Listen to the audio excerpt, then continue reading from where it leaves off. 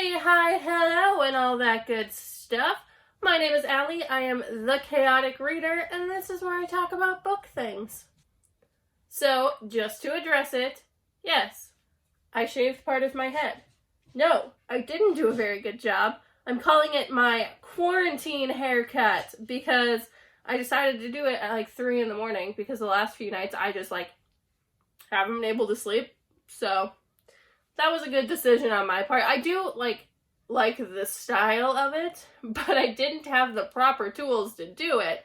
So it's a little uneven, a little patchy, but you know what? I don't even really care that much. It's hair. Hair grows back. I kind of just do whatever with my hair. It grows back. So I don't really care that much, but that's been addressed. So I'm bringing you my March wrap up. It's 5 books? Six books. It's 6 books. I did read a bunch of graphic novels, but honestly, I just read them because I couldn't really focus. I just wanted to read something, and I can't say I have a lot of thoughts on any of them, so I figure it's best to just not even mention them here. They were just either on like Kindle Unlimited or Script or wherever I could get them as ebooks, and I just read them usually late at night, so I'm not going to go through them. I didn't rate them or anything like that. I barely focused on them while I was reading them, so I just don't think it's fair to even try to rate them.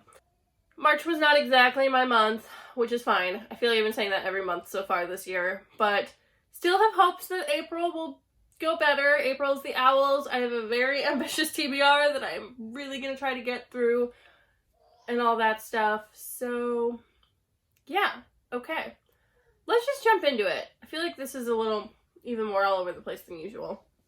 Oh, and sorry if I still sound kind of funny. Again, I'm still getting over whatever friggin' illness I have, and now I'm just like constantly trying to clear my friggin' throat and always just sounding kind of off no matter what, so whatever.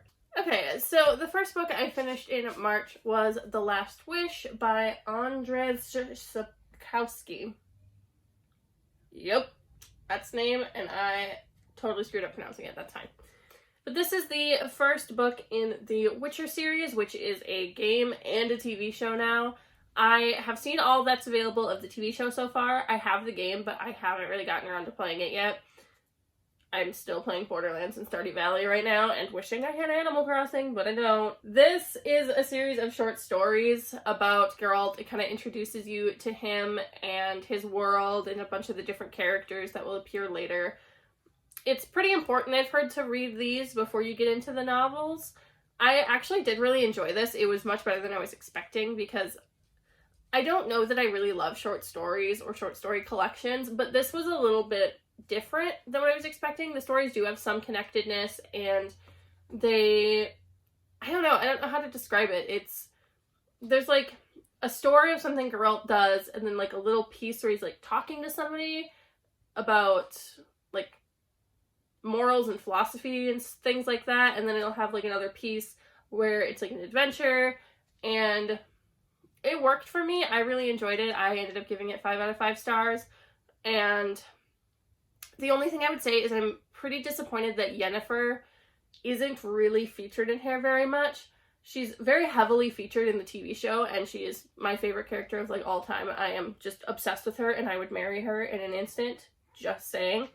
But she's not really in here, and I've heard she's not as heavily featured in any of the books, which is very disappointing to me. But that didn't mean I didn't enjoy this. It's just something that I wished there was more of. And then, because I'm reading one of these every month, I finished Harry Potter and the Chamber of Secrets, and I annotated this. I marked all of the spells, a bunch of different world stuff, character stuff, things like that, just kind of for fun, for my own entertainment. And this one, I actually enjoy. A lot of people think that this is the weakest of the Harry Potter books, but I don't. I actually think that some of the later books are weaker. I'm actually not a fan so much of, I think, like the 6th and 7th book, but it's been a really long time since I've read them. I know that the 6th and 7th movies are not my favorites. I don't really like them as they're older, and it just doesn't work for me as well. But I still love them. It's all still Harry Potter. It's all still my childhood and the nostalgia and all that stuff. So I obviously gave this 5 out of 5 stars. I could never give a Harry Potter book anything different. Even if I were to read one of these books and not enjoy it as much as I did when I was a kid, I feel like I still would just keep my 5 out of 5 star rating because I just really love Harry Potter and the world. I don't really know what else to say. I don't really feel like there's any point in giving a synopsis or really any information about this. It's Harry Potter. It was a reread, and I really loved it. Ta-da. Then I read 2 more middle grades this month, and that is A Pinch of Magic and A Sprinkle of Sorcery by Michelle Harrison. These are the first 2 in what I think is going to be a series.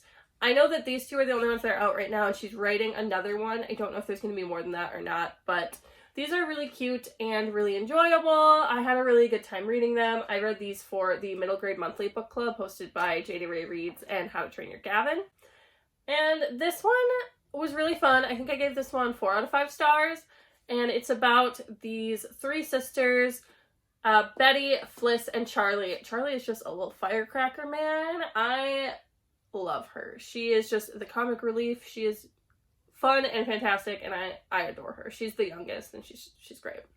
They have a curse on their family where they can never leave the set of little islands they live on, or they will die.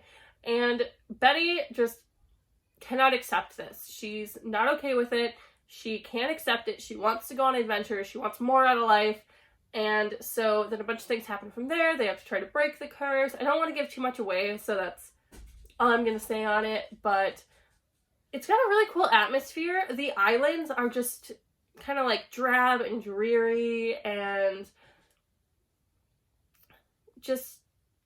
it's just so atmospheric, especially for a middle grade. I feel like Michelle Harrison just has such a fantastic writing style that yes, it's a middle grade, but really anyone could enjoy these books. I feel that way for basically all middle grade, that they can be enjoyed by anyone, but these especially I feel like really could be read by older people, even people who don't usually like middle grade so much. But overall, I just really enjoyed this. It was a really quick read, and it was a really good time.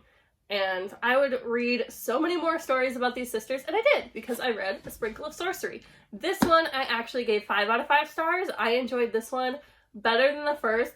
I'm not really sure why entirely. I think I just liked the plotline in this one a little bit more. I thought it was a little more fun and exciting. It was a little more of like a straightforward adventure, and I just really liked this one. This one I obviously can't say too much about because then it would give away things in the first one. I don't want to do that. So no spoilers here. This one was a 5 out of 5 stars. I highly recommend this series. Then I read Assassin's Apprentice by Robin Hobb. This is my first time reading any Robin Hobb. I read this for the Elderling Along, and I really enjoyed this, but I definitely can say that I think I've read fantasies I like more. But I really want to continue the series because I do like the world, I really like the characters, and I want to know what happens. It was good, but it was a 4 out of 5 stars. It wasn't a 5 out of 5. It wasn't the best fantasy I've ever read or anything like that, but I did really enjoy it. It did take me a while to get into it, and I think that's part of why it's not a 5 out of 5 for me.